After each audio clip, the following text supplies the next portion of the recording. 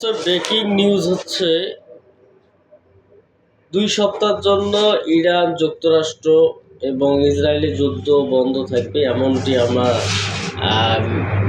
খবরের মাধ্যমে জেনেছি। তবে হরমুজ প্রণালী সচল করার জন্য ইরান যে কৌশলটা ব্যবহার করেছে সেটি হচ্ছে যে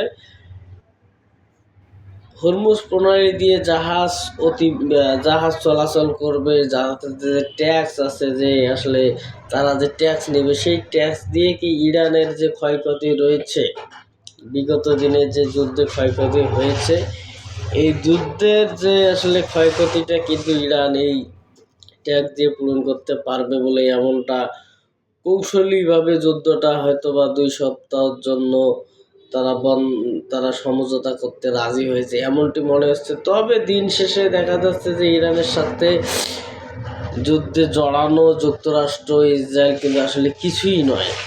ইরানের নাগরিকদের মনে যে খোদার প্রতি আস্থা, খোদার প্রতি বিশ্বাস, ইমানের প্রতি অটল, এটা তাদের শক্তি।